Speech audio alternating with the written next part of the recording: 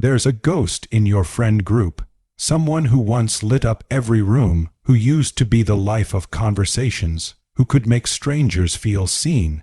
Now they barely show up, not because they're depressed, not because they're awkward, but because something inside them went quiet. They didn't fall apart, they woke up, and often they're the sharpest one in the room. This isn't about shy introverts hiding away. This is about those who are fully present. Doctors, teachers, entrepreneurs, creators, who suddenly step away from the very spaces they once thrived in.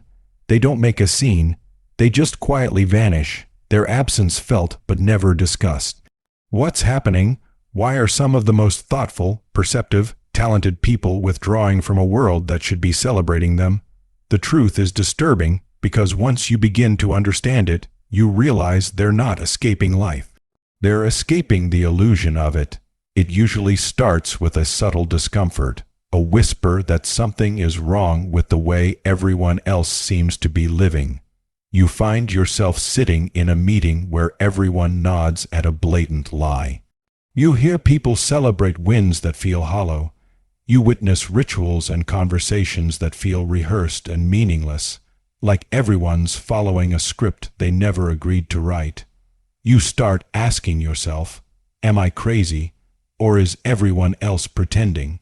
And the terrifying realization is, it's not you, it's them, it's the system, it's the collective performance we've all been trained to applaud. At first, you try to adapt. You try to care about the small talk, about the news cycles, about the goals that light no fire in you. But every word begins to feel like cardboard, every interaction like a dance no one remembers the reason for. It's not that you think you're better than others. It's that you're starving for depth in a world addicted to distraction. You begin to resent the herd instinct, the way people rush to agree with the loudest voice, follow the most popular opinion, abandon nuance for applause. You notice how disagreement is no longer welcomed but punished. How questioning the status quo earns you labels, and so the intelligent mind begins to retreat. Not because it's weak, but because it's too awake to keep pretending. You start to see the incentives clearly. The way corporations reward those who look busy, not those who think deeply. How institutions elevate charisma over substance. How systems praise those who keep the wheel spinning, even when it's leading nowhere. You realize that in many spaces, being wise is less valuable than being obedient. And that realization makes you sick. Then comes the exhaustion, a constant flood of information, crisis, outrage, and comparison. Too much to feel, too much to fix, so you stop trying, not because you don't care, but because your nervous system can't carry it all anymore. You learn to step back, not to disconnect from meaning, but to rediscover it. And in that space of solitude, you find something the noise never gave you, clarity. You begin to breathe differently, to think slowly, to feel deeply. You find yourself again, not the version that smiled for others, but the one who remembered what silence sounded like before the world told you to fill it with updates and opinions. You didn't disappear because you're broken. You disappeared because you could no longer survive in a world that mistook performance for purpose. And now, you crave a different kind of connection, not just presence, but presence with depth. Conversations that leave you changed. People who ask what your soul needs, not what your brand looks like. So if someone in your life is drifting away, don't assume they're falling apart. They may be falling inward. They may be healing from years of pretending, from a lifetime of being useful to everyone but themselves.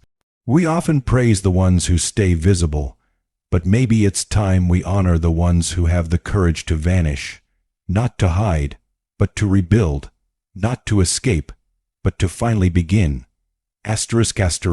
Reason 3. They're hyper, aware of consumerism's trap. The intelligent mind sees through the glitter. While the world races to buy, flaunt, upgrade, and repeat, they stand still, watching with quiet dismay. To most people, success looks like stuff, the right shoes, the latest phone, the luxury apartment with floor-to-ceiling windows. But to the sharp observer, it all feels like a performance, a very expensive one. Consumerism is the new religion, complete with saints, influencers, rituals, unboxing videos, and salvation next-day delivery. But to the discerning, it feels hollow. They know the treadmill doesn't stop, that the moment you buy the dream gets redesigned, and yet everyone around them plays along, hypnotized by marketing, chained to comparison, and convinced that fulfillment is just one purchase away. But the intelligent person sees the deeper cost * time, freedom, soul. They notice how people trade their best years for objects they don't need, to impress people they don't even like. They see the toxic cycle, dissatisfaction manufactured to sell solutions to problems that never existed. This hyper-awareness doesn't make them smug, it makes them quiet, because when you can't pretend anymore, when you can't celebrate a culture that's burning meaning for profit, your choices shrink. You either conform, rebel loudly, or disappear. And many intelligent people choose the latter, not to escape the world, but to protect their sanity from it. They opt out, they simplify, they downsize their wardrobe, unsubscribe from the noise, and find joy in what capitalism can't monetize: stillness, truth, depth. To others it looks like withdrawal, but to them it's liberation, and that's the paradox. The more awake you are, the more invisible you become, because a mind that can't be sold to can't be controlled. And in a system built on control, that kind of freedom is dangerous. ***, reason 4. They see the emptiness of digital connection ***, to the intelligent person. Modern connection feels like a paradox ***, everywhere and nowhere at once ***. We're more connected than ever before, yet these connections rarely satisfy anything deeper than boredom. You scroll, you like, you comment, you post, but nothing moves, nothing truly nourishes. The intelligent mind knows this isn't communication, it's performance. Every tweet is a billboard, every selfie a sales pitch, every conversation a curated brand experience. And they see it for what it is, ***, a simulation of intimacy without the substance of it. ***, when they try to speak from the soul, they're met with algorithms, character limits, and a culture that prioritizes speed over depth. They watch people have arguments where no one listens, where facts lose to outrage, and where likes matter more than truth. They see how platforms reward provocation, not wisdom, virality, not insight. And slowly, they start to pull back. They aren't antisocial, they're anti-fake. They don't reject connection. They reject * performance connection ***. Connection built on filters, likes, and dopamine loops. They long for real conversation, not DMs, not threads, but silences that say more than words, eye contact that doesn't flinch, and the kind of presence no device can replicate. But the modern world doesn't offer much space for that. So they retreat, not because they've given up, but because they're looking for something real in a world where everything feels digitally inflated and spiritually bankrupt. They crave sacred silence over empty noise, depth over virality, soul over screen, and this digital disillusionment makes them invisible in a system that thrives on visibility. The truth, they're not withdrawing, they're evolving. Because in a world where everything is a performance, * disappearance becomes the most honest thing you can do. ***, reason 6. They feel morally misaligned ***. The intelligent person doesn't just * think * differently. They * feel * differently. Deeply, constantly, and the deeper they look into society, the more misaligned they feel with its moral compass. They watch a world that applauds convenience over conscience, where cruelty goes viral and compassion gets mocked, where truth is manipulated and ethics are negotiable. so long as the outcome is profitable. They see influencers preaching mental health while exploiting insecurities for clicks. They see corporations issuing diversity statements while exploiting workers overseas. They see celebrities shedding tears on stage while living in gated worlds built on injustice. And they don't hate the people. They hate the hypocrisy, the performance of morality without its practice. The intelligent mind is allergic to moral theater. They can't pretend. They won't play along, because inside them is a compass that points toward integrity, not popularity. But in a culture that rewards appearance over substance, that integrity often makes them outcasts. They feel too much, too often. The suffering of others, the lies no one talks about, the pain beneath the performance. And while most people numb out, the intelligent person wakes up . That awakening isn't peaceful, it's exhausting. They don't feel at home in a world where values are traded like currency. They feel like strangers in their own culture. And slowly, quietly, they step back, not to give up on humanity, but to preserve their own. Their moral clarity doesn't make them saints. It makes them lonely . Because the brighter the soul, the harder it is to watch the world celebrate shadows. And the more they try to speak truth, the more resistance they face. So they retreat, not in defeat but in protest. And in that quiet space, they ask a question the world has forgotten: what kind of life is worth living if it demands we betray our conscience to belong? Here's a refined and extended version of your powerful narrative, maintaining the emotional gravity and deep insight while giving it a sharper voice for use in voiceover, essay, or video storytelling. The good die young. The ruthless rise fast, and the brightest minds disappear. The intelligent mind doesn't just think, it notices. It connects dots others overlook.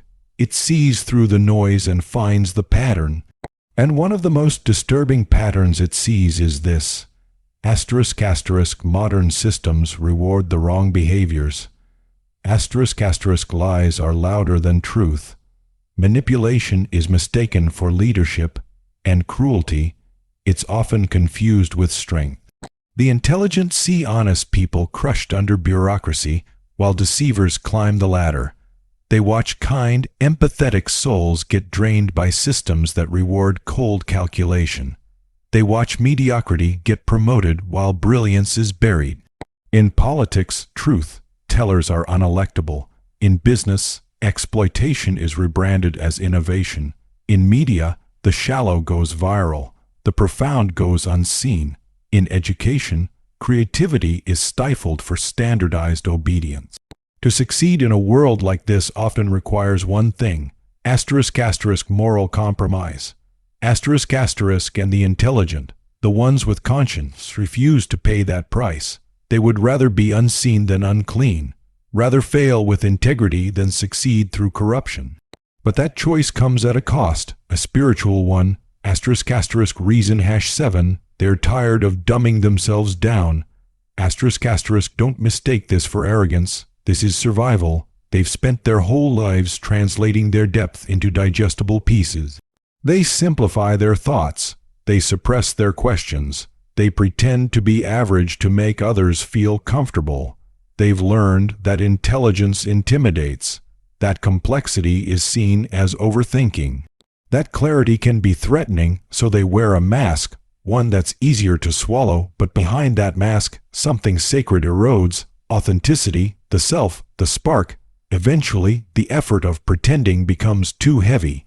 So they stop, they pull away. They're not running from people. They're running from performance.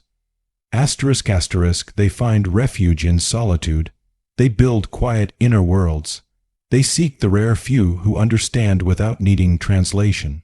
But here's the tragedy: when they leave, society doesn't just lose their talent. It loses its mirror, its conscience, its challengers, its soul. These are the ones who ask, why does it have to be this way? Who benefits from our blindness? What are we pretending not to know?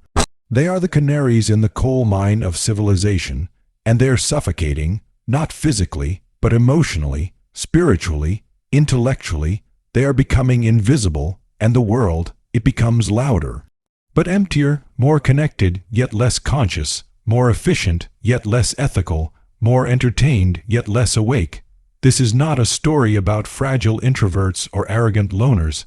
This is a story about the best minds among us who tried to help, who tried to stay, who tried to believe, but the world made them choose between their sanity and their participation. And now, they watch from the margins. They don't think they're better. They hoped we could be better. The real question isn't why they're leaving. The question is, what kind of world pushes its brightest minds toward the exits? Do we want a culture that rewards noise over nuance, performance over truth, shallow comfort over uncomfortable depth, or are we brave enough to build something else, to create space for real thought, to value soul over spectacle, to reward curiosity instead of conformity, to build systems that don't just tolerate brilliance, but invite it? Because the intelligent are still here, watching, waiting. They don't need us to be perfect. They just need us to stop punishing depth, to stop betraying what matters most. They're not asking for applause. They're asking for truth, for room to breathe, for a place to bring their whole selves. The future depends on whether we listen.